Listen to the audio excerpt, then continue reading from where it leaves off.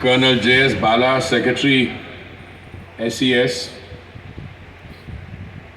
Director General of Police, Chandigarh, Praveer Ranjan जी, मेरे साथी और मित्र Shri Arun Sood, Bhajpa state president Chandigarh ji, principal doctor Navjot Kaur ji, Kanwardeep Kaur ji, SSP, Karanjit Singh ji, friends, colleagues, on my way to this beautiful gathering, I mentioned to the principal of this college that whilst I spent 39 years in the Foreign Service, 6 years thereafter as part of an international think tank in the United Nations, and 6 years now as a cabinet minister, but the one professional job that I enjoyed the most was the year I spent teaching at the Delhi University, one of Delhi University's colleges. So I feel especially privileged to be here this morning with you. I was telling the DGP that maybe it's the trained eye or years of experience that whenever you enter a successful environment, I mean as an institution, you can smell the success. So I was not surprised when the principal read out the very long list of achievements on all fronts: academic, in the area of culture, heritage preservation, and a variety of others. Let me make a slight departure. Normally when I come amongst younger people, I prefer to interact rather than deliver any prepared or impromptu speech.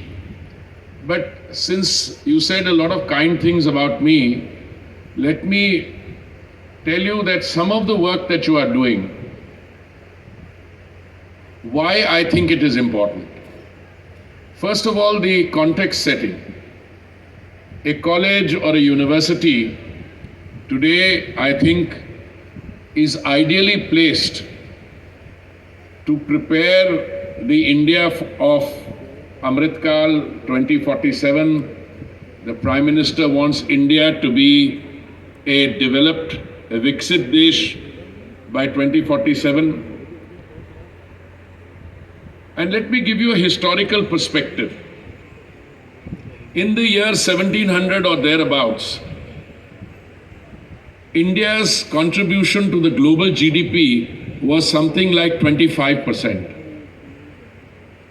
After 190 years of colonial domination, which started with the Battle of Plassey in 1757, after 190 years, when we reached 1947, that 25% contribution to the global GDP came down to single digits. I'm going to fast forward because this will take an entire day. In 2014, we were the 10th largest economy in the world. Today, we are the 5th largest economy.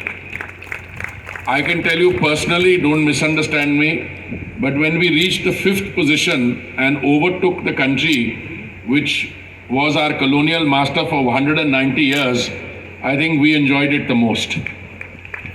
In another year and a half, 2 years, we will be amongst the world's 3 largest economies.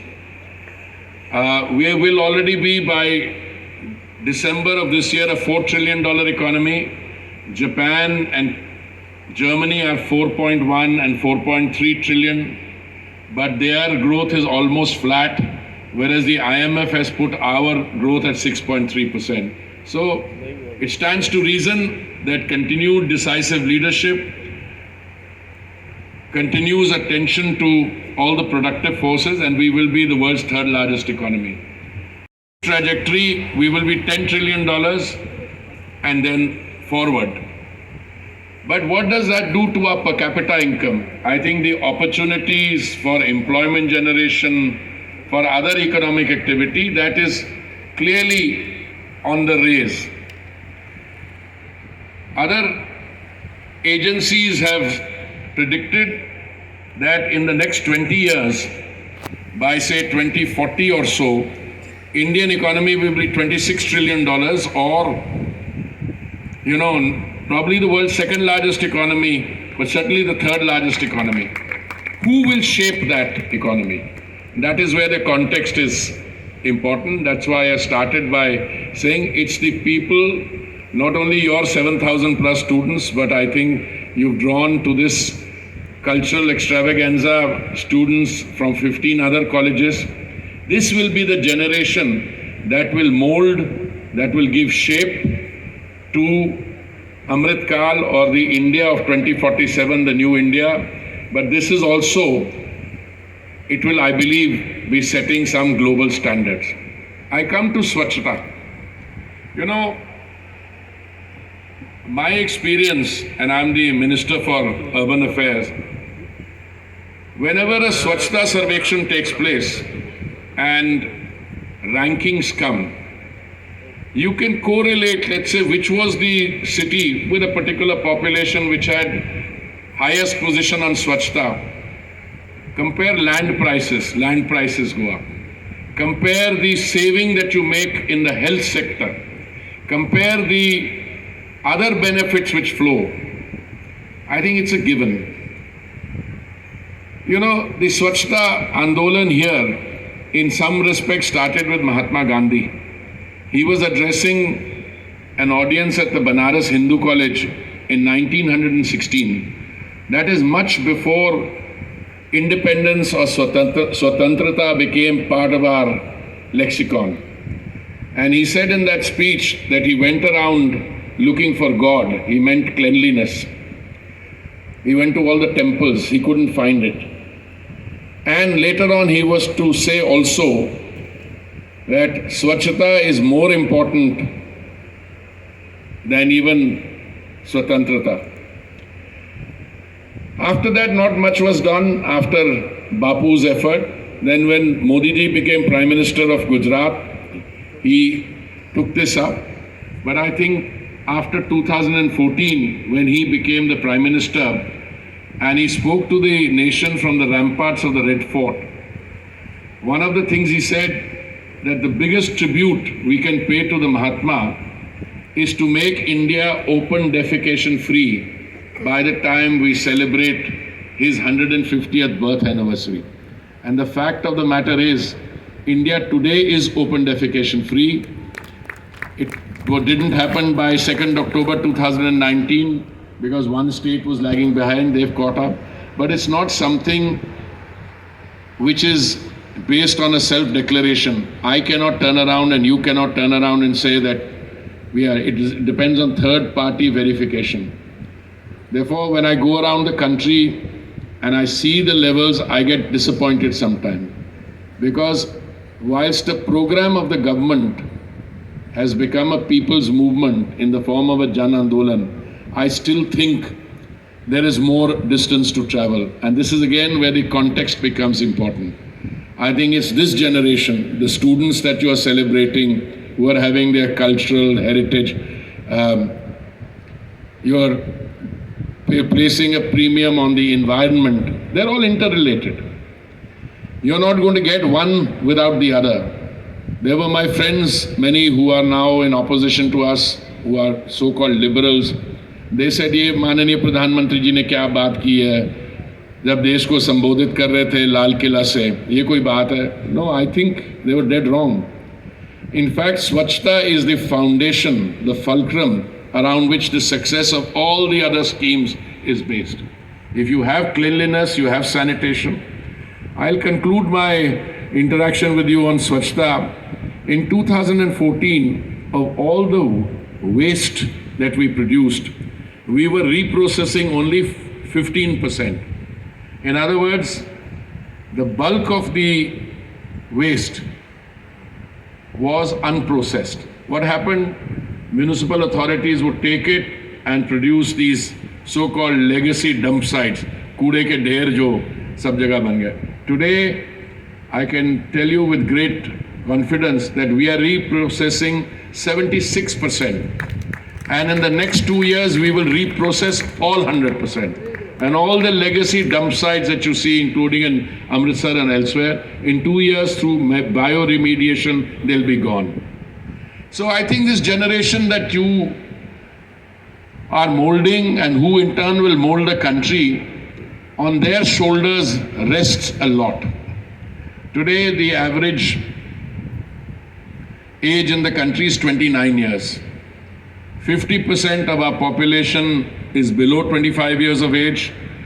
60% of our population is below 35 years of age. I am also housing minister, I'm also petroleum minister. There's a saying, if you want to go and buy a piece of property, what do you say? Location, location, location. Those are the mantras that guide a property buyer. If you want to develop a country, my mantra, and I think all of you will agree with me, is education, education, education. And education doesn't mean just education for a formal opening minds, encouraging innovation, promoting skills, and you see that in abundance. Whenever I go to programs and I see the work of our startups, you have more than 100 unicorns in India, and you know what a unicorn is. So I think the youth here today, therefore I encourage my colleagues in the party and others to think a little out of the box. These youth are not only just looking for government jobs, but they are going to be generating jobs for future generations to come. I have an interesting game I play sometimes. My wife, who's more educated than me, at least she topped the civil service exam the year we appeared, she sent me a list of 25 CEOs in America, in the US. I looked at it, I was very impressed. All famous people, you know, Indira Nooyi, Sundar Pichai. Then I said, you made a mistake. One of my friends, Vikram Kapoor, who's the head of Honeywell, who was Honeywell Chief India, he should be there. So I mean, you know, if you can, two people can drop a list of 26 CEOs, which means that basic pool talent is here. What we need to do is to preserve and nurture that pool talent. When I was coming here, in the party headquarters, some of them were saying, you know, children like to go out. Those are short-term solutions. If we get education of the quality that you are disbursing, I don't think anybody will want to go out. Because you find that today you have an economy which is growing at 6-7%. Our rate of growth in the last quarter was 7.8. And you are going where? To countries where the economic growth on quarter is actually declining. Half the world is in recession. But I think sometimes in an impressionistic and without thinking through the thing, but things are changing. Many doctors who went abroad are now wanting to come back. And I'm sure that even this part of the world where all of us were born, there will be a fundamental change in attitude.